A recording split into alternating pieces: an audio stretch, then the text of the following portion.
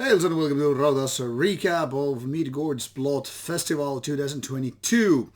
Now, people who have no idea what to start with this kind of a festival should probably take a look at my preview video of the stuff, so I'm not going to repeat everything I explained there or said what was going to happen at the festival. But quickly said, festival that combines pagan myths, mostly Viking stuff, along with metal is something different. I mean, you have that kind of a Viking village with, traditional craftsmen and all that stuff. You have a couple of stages for metal music. You have this guild hall, which is technically speaking kind of a remake of an old village building, kind of a literal guild hall for Viking people. And then you have this museum environment close to nature, forests and seaside, and also burial mounds. That is where Midgardsblot is taking place and what's happening right there. Now, along with these two big metal stages, well, one is actually big and one is, let's say, mid-sized. You have this guild hall playing with various artists. Sometimes it's more about, suspension kind of things. And I mean people having hooks, put under their skin and all that stuff, and also ambient artists or small folklore parts. Then there was this fourth minor stage close to this Viking village in this merchandise area where you could see kind of folk artists of smaller size perform, let's say 1, 2, 3 people and stuff like that. And you also had this Viking battles or similar to that. There were also other things like the blood ceremony, which started the whole thing here, basically not spraying blood, but, having this kind of a branch of a tree. I think it was, what the hell it is. No, it doesn't matter. When you had this branch, you would just, put your blood on Odin, and I think it's maybe Freya, if I'm not mistaken. And then you just, color your face with that blood, or what it was supposed to be blood. I don't know what it exactly is, but it looked like blood, so let's go with that. Let's not ruin our expectations and imagination with the truth here. The thing here is that kind of started with kind of a traditional drumming and all that stuff, kind of a ceremonial thing indeed, which lasted, I think, something like maybe 90 minutes, maybe 2 hours, give or take. People would, take their turns, just do these ritual things in ceremonial ways, and then smear blood on their faces, or maybe their spouses' faces, like, okay, I'm gonna do this and you're gonna do mine, and let's kiss. And then they were, going away. And after that started the whole event. First day on Wednesday there was no big stage put into use, so it's more like a warm-up day. But you had the ceremony, you had those smaller artists in a couple of smaller stages, and this second stage was then used for, bands of suitable size, metal and otherwise. There were black metal, there were doom metal, and of course pagan Viking metal themes and all that stuff, but also folk music.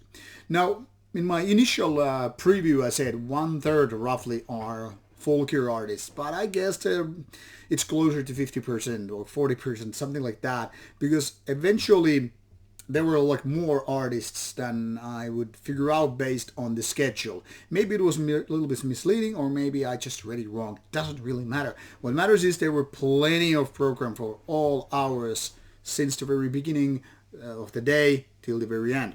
That is, before the actual gates opened to the very festival, and with the start, there were also lectures and, interesting things happening in the museum area. Interesting, I'm assuming I didn't have the time to go there because, when I go to the festival, I kind of stay up late, be drinking or having fun with friends, and that means that you really don't get up like 9 o'clock sharp, eat your breakfast, go to the festival area, and start doing the whole thing again, but more like you wake up at 9 maybe, go for a breakfast, then sleep maybe an hour or two more, or just try to get your day running, checking up on social media, answering comments and blah blah blah, having a couple of drinks, and it's already afternoon by the time I actually make it to the festival. So means I had to skip the very early hours of program, but essentially seeing the first bands of the day. Now this, for 4 days, you can imagine it is somewhat taxing. That is, you kind of start to feel sleep deprivation, happening, because you're having so much good time with your friends, new and old, at the venue, and bouncing between the different stages, also spending a little bit of time in the merchandise area, checking out what's for sale, souvenirs, stuff like that, what you might buy for yourself or spouse, kids, whatever, relatives, and also in my case, doing interviews. Did 6 interviews in total, and I think they turned out nicely. I had my cameraman Carl, who was there, doing the interviews with me, taking everything very nicely. We get to click. Never met him before, and already was like brother from another mother. Really great chemistry right there. So 6 interviews out of 8 planned. I think it's pretty nice. And these will be coming out in coming weeks, obviously. And apart from that merchandise area and Viking area, of course, I was bouncing back and forth between the main stages and the Guild Hall, which was a really, really beautiful a place which of the photos for something I guess I will be later on sharing on my social media. I mean, I already shared some of them, but more private, not exactly public. But you will see better photos on people's accounts who were actually taking photos. For example, Carl, and I tried to link his account to this one. I hope I'm not forgetting that. And also my camera person, Elsa, who has been helping Rauta for quite some time now, who took wonderful photos as well. So Carl and Elsa are something that I can totally vouch for their skill with camera and style and understanding vision and, the ability to take wonderful photos of the whole event. Now I will include one video of that Viking village tour here, so you get to see other than metal stuff. Now in the very end of the video I say I'll be coming back to this, but it seems I totally forgot. The thing here is I used this mini camera Phaetech, which I got from Job, to kind of give a little bit of a test run how things were going. I managed to take a couple of videos, which I'm including here, so you can see a little bit of touring and traditional instruments and Viking village stuff, but I didn't remember to take more footage than that, so sorry for me misleading you with that part of the video. But overall, I would say the trip was fun. It was expensive because Norway is expensive, and that's the biggest downside of going to Norway. But the bands overall played wonderful shows. My favorite ones were included, but not limited to bands like Urgehal, Vardruna, Rodenkreist.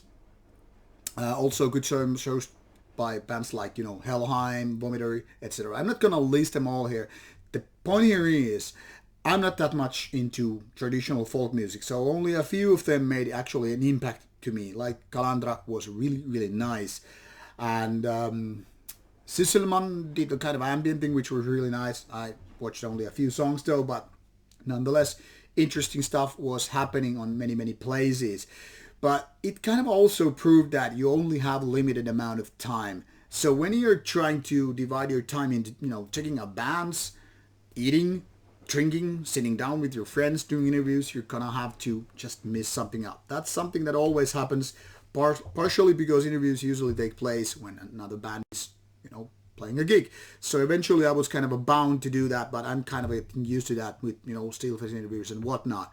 But for a regular festival visitor, you don't actually have to do that. So the good thing here is, in case you're just going for the bands, you can pretty much plan, I'm going to see that and that and that band and that and that and that. And there I will have my drink pauses to eat something maybe and, I don't know, even take a nap. Probably not allowed on the premises, but you get the idea. The area itself is really, really beautiful. It's countryside with, like I said, with burial mounds, a seaside close to it. There was supposed to be these big bonfires, and I guess there were, but I didn't get to witness them because my after party took me other ways. And the cities nearby are small, so it's not like you have those big hotels and you just walk for the festival area like that, but you probably have to take a taxi. We had really, really bad luck with taxis in Norway.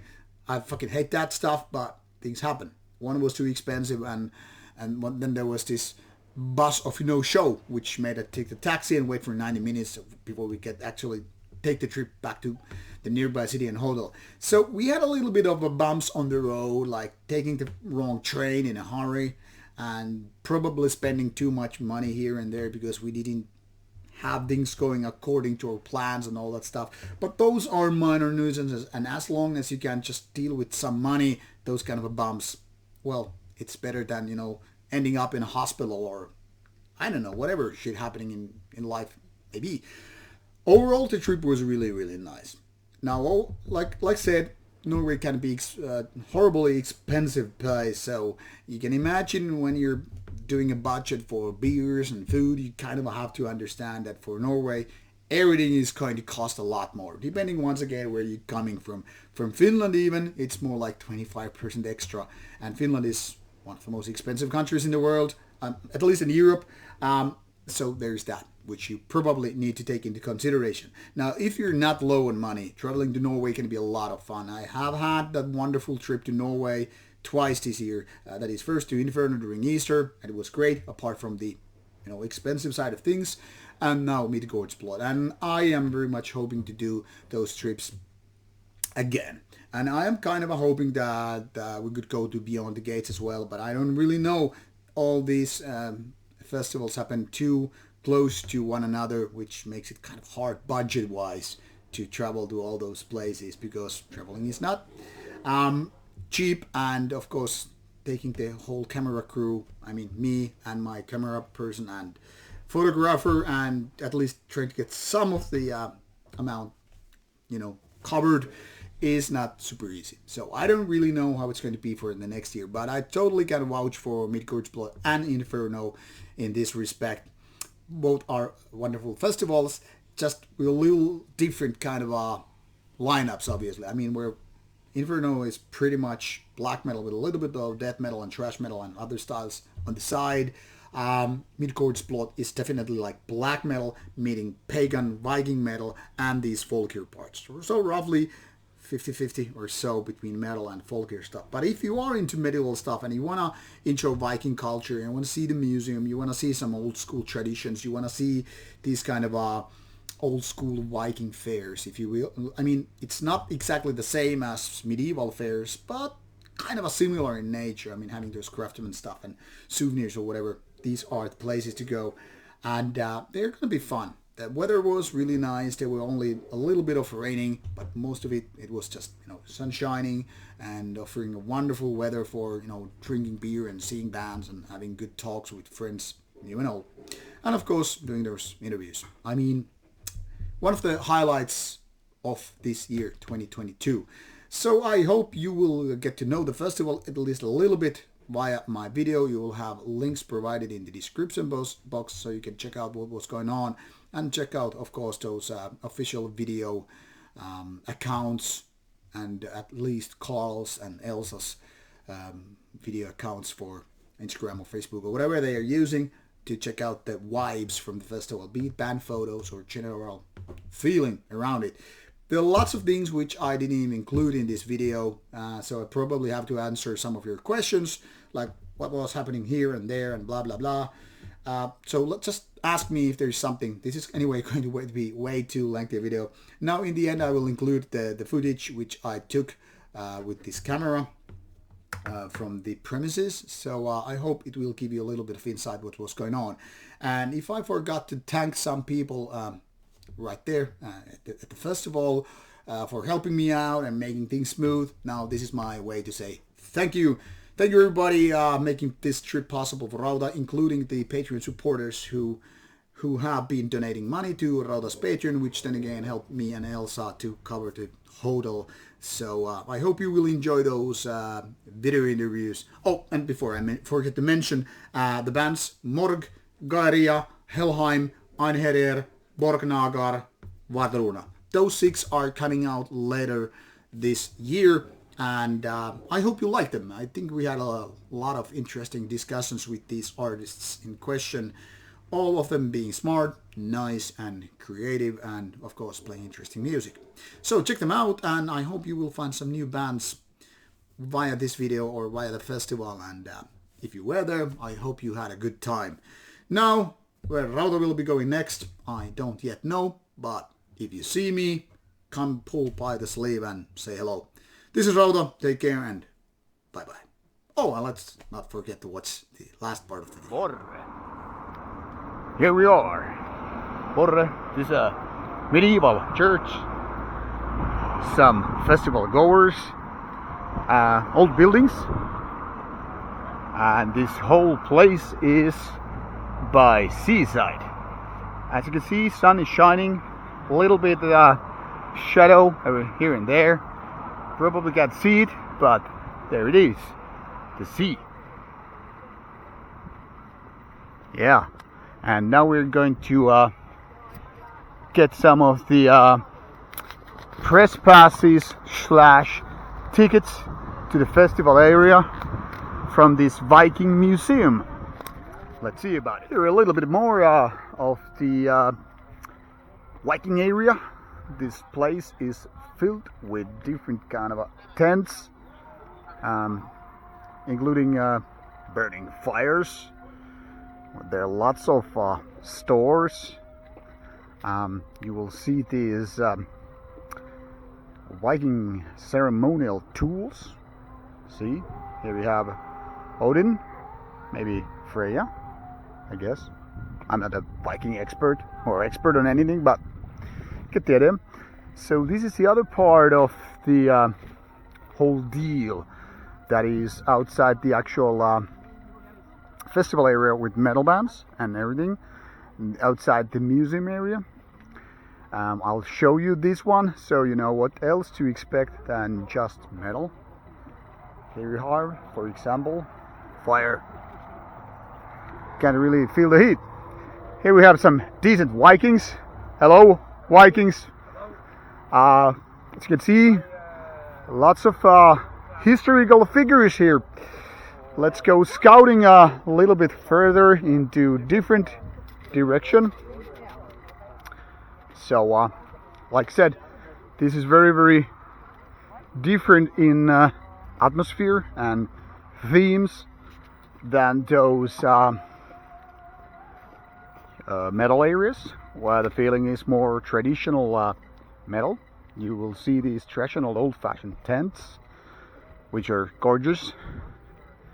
Even the Vikings have phones here, as you can see. You will see a lot of shirtless people, shirtless Vikings making some food. I'm doing a little bit of content for my YouTube channel about the festival. Might do a couple of questions. Guys, what are you cooking and why? We're cooking svegadin, which is a variant to a typical Balkan dish, segadin. But we couldn't get all of the ingredients we need, so we took a bit of Swedish meatballs because we were in Sweden a few days ago. Let's take a look.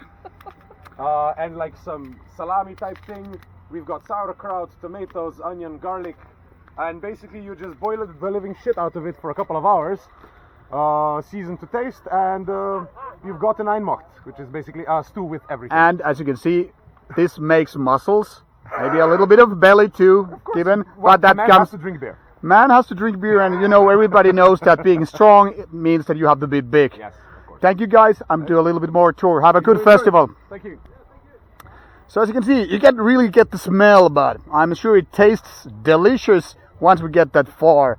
Now it's about to get raining, so I will finish this part of the deal here. Once again, you can see a lot of beautiful tents, various places, and I don't know, I guess I could say all kind of things, pagan, heathen origin, and craftsmanship, including, you know, fireplaces. You can see a lot of fireplaces. You don't really see electricity here, which is kind of, I guess, something that you're supposed to feel. You have wooden creations, cups, mugs. You even have, maybe you can see it here, you will see real animal fur.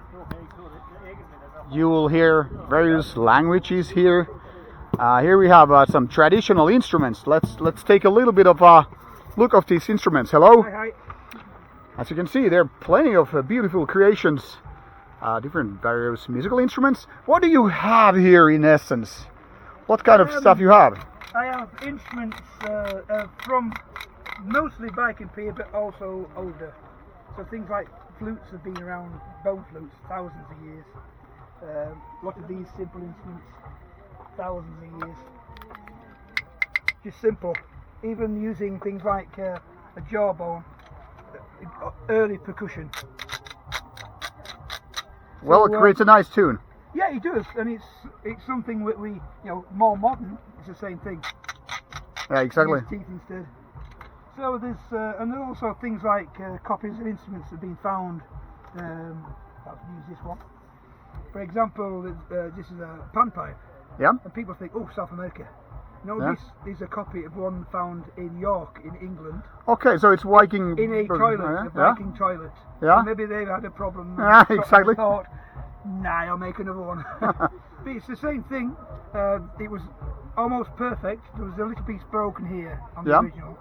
And so they were able to measure the holes out deep and produce the sound. Very basic, but it works. Okay. Beautiful sound. So Vikings had panpipes. Well, It's that's a little bit, whoa. Yeah. We've got Evans. wow. So, That's a really good I one. think it was maybe 900 AD they were dated to. Okay. In Viking York. So So otherwise, these instruments, especially this one, is from Viking period, but this is Anglo-Saxon, Mhm. English. okay. Dated, I think this is around 700 AD, that type. But again, it's Saxon, also Viking, Scandinavian, that found similar instruments. This is of the same period, 600, 700 AD, but Yeah. this is German. Okay. And this was found almost complete in a warrior's grave. Okay. You could almost play it if the strings had survived. Wow. And these are instruments played with a bow. Maybe I'll just show you Yeah. Yeah. very basically, because they go out of tune very quickly in this weather. But it's very early. And you can place your finger against the string. Sounding really bad because it's out of tune. Yeah. Yeah. But it's that's very kind of early a before the violins came. yeah. Yeah. Like some kind of a predecessor to violin and other string Yeah, instruments. and the but thought is that this came along because they were making instruments like this, and you can't play it on this, but they started using a bow yeah. and thought, oh, that's interesting. Yeah. So That's then they developed something that could be played with a bow. exactly beautiful sound. Really organic and wooden-like. This one is a fantastic, beautiful sound. It's called the Kravik lyre. Mhm. It was found in a farm in Yeah. Norway, in Kravik. Okay. But this one is not Viking. It dates to around 1600s. Okay. But it's the Interesting. very early, probably the earliest instrument surviving in Norway. So Okay. this is a reproduction of its sound. It may be out of tune again, but sorry. There's a definitely very strong medieval sound. Exactly. Absolutely beautiful. Yeah. It And gives it a very seems to have warm. Like, the likes of Vardruna, you'll see. Yeah, yeah. Kind of playing this instrument. Yeah, Not this one, but I'm supposed to do Vardruna interview tomorrow, Okay. so we can, I hope, He has a talk very about nice the one. instruments and he'll give you lots more information than Yeah. I can, and certainly more specific in information. Yeah, okay. On history-wise. really But cool. what I have here, he has much more of in his Okay. own personal collection. Well, thank you so much for You're the very welcome. brief introduction. I will put together a certain kind of a overview video of the Yeah. festival along with those interviews. So let's hope people will find more about this. Yes. no Thank you so problem. much, and Thank you have for a good your time. festival. Thank Okay, you. Thank you. All right, this brings us soon to be finished with this first tour around this tent area. Don't know what it is actually called, but that doesn't matter. Hello, Vikings. So as you can see, beautiful tent, Viking city, with a lot of things, jewelry, souvenirs, pieces of clothing, like I don't know, for various purposes. You can even see toys. Here we have some old-fashioned ponies. We have dolls. So a lot of stuff. Doesn't matter if you come here with a family or I don't know, kids. You will get the idea. And now there is some music playing, and we will continue this recording later on.